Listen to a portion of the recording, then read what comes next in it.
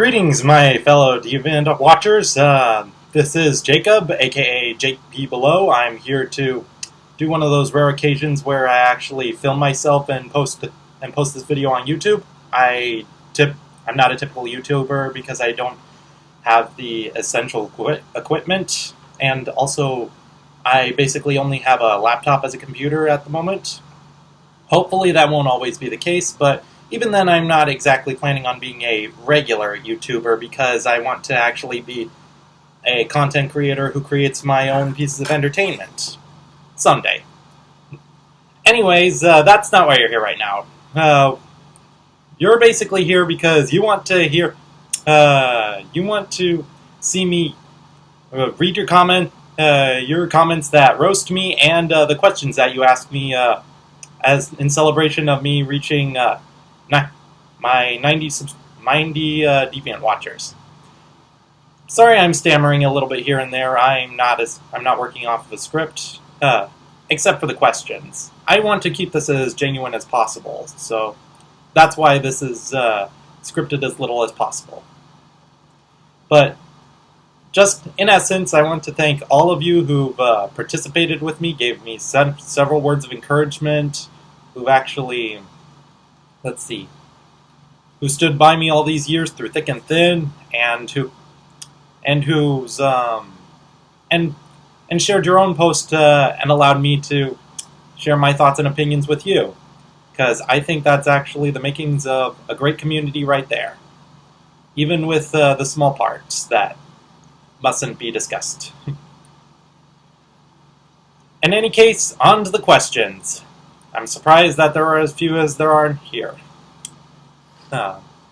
First question by Cutiesaurus. What year were you born? I was born July 7th, 1993. I've got 5 questions from Yoda Jax. This is actually very generous of him.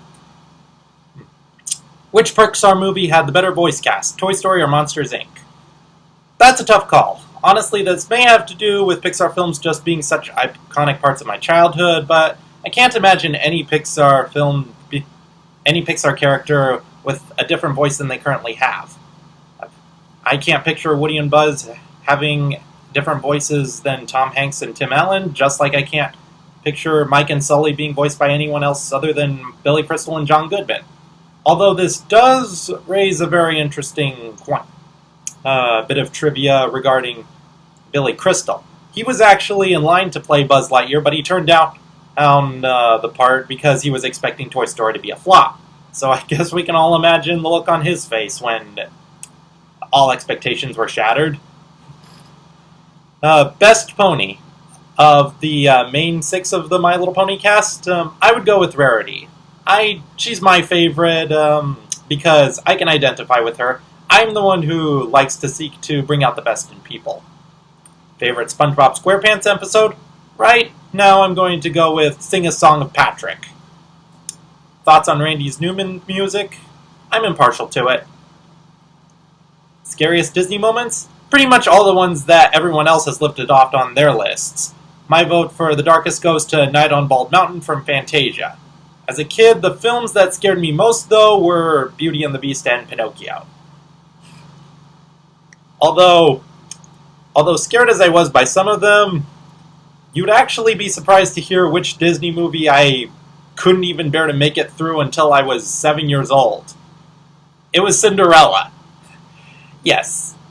I guess the prospect of any opportunity for happiness that you've worked so hard and put up with so much crap for being yanked right from you and being back at square one of being abused, I think that's something that most kids can really identify with. And basically, the scene where I watched Cinderella getting her dress ripped right from her body after her friends had made it from her, as a child, that was the equivalent of watching a rape scene. Yeah. Seriously. Alright, next question comes from Prince of DA Land. What is my favorite genre of music? I don't have a favorite genre. I like music from all across the world. It tends to be just a case of it either appeals to me or it doesn't. And even if it doesn't, I usually can at least sit through it. Generally, I like listening to music that I sing along to, particularly songs from musicals either from stage or on film. Blue Jay Player. When you started here, what was the highest amount of watchers you realistically imagined yourself getting? Honestly, when I started DeviantArt, the number of watchers wasn't my biggest concern. At the time, I just wanted to post stuff on DeviantArt and hope that people would see it.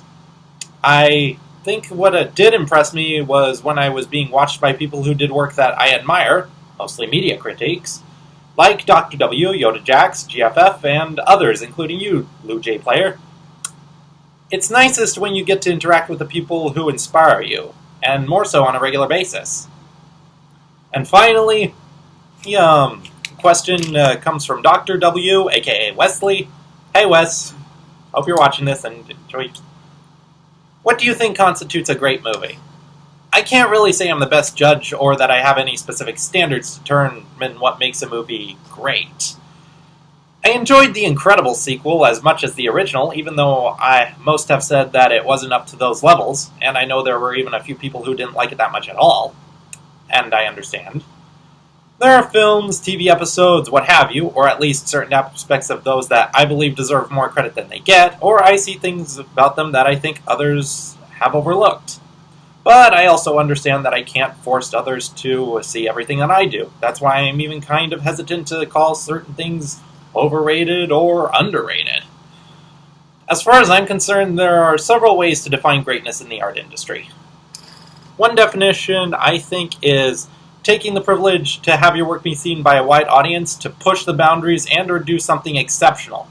But I think what's most important, moreover, is what the piece does for an individual who consumes it. I definitely do not think that something should be factored by award bait or easy money or things that big budget studios generally concern themselves with. Just like I don't think the value of a stage show should be totally placed upon whether or not it makes Broadway or not. If it's connecting with an audience, if it's giving them a lesson or a life philosophy to carry along with them to live a better life and be a better person, or even if it's being a major source of inspiration to future artists, that I think is what's most valuable. And now on to the part that I think most of you were waiting for. The roasts. This is basically a composite of comments from both Prince of DA Land and Blue Jay Player. Hello, Mr. JPBelow Average. So you guessed my title when I was crowned king of the high school prom. I aimed for the likes of JPBelow Adequate or JPBelow Satisfactory, but they didn't have the same ring to it, unfortunately. In all seriousness, high school prom's never really been my thing. Next roast comes to us courtesy of Dr. W. You should stop bellowing all your interests to the world. You see that's actually hardly an insult. It's actually more accurate than you might think. Having Asperger's syndrome does factor in how I can have fixated interest and be so emphatic about my passions to the point where it drives everyone else nuts. And the bellowing part is not too far off the mark either. I cannot even begin to tell you all the times that my sister and my mom have told me to lower my voice to indoor standards because I'm just so big and I just have a vocal projection that is meant for large crowds. And that may or may not factor into my decision to not be a regular YouTuber. I've had a part in a couple of high school plays, but otherwise not too much else regarding playing to a big audience, although I'm definitely open to giving speeches in front of white people. And others like Yoda Jax and Cutie Saurus have said that I'm one of those people who's too nice to roast, or that they're not people who can really bring themselves to roast even if they want to and are given permission for it. Trust me, you'll find one day that time will come where you'll find something to roast me for. But don't be ashamed of it at all, because I've learned that if you can't really laugh at yourself, then, well, what can you laugh at? Pleasures. Again, I am eternally grateful for all you people who have stuck with me all the way up to this point, and I'm glad if you're able to take the time to sit down and watch this, and I'll catch you later. Bye-bye.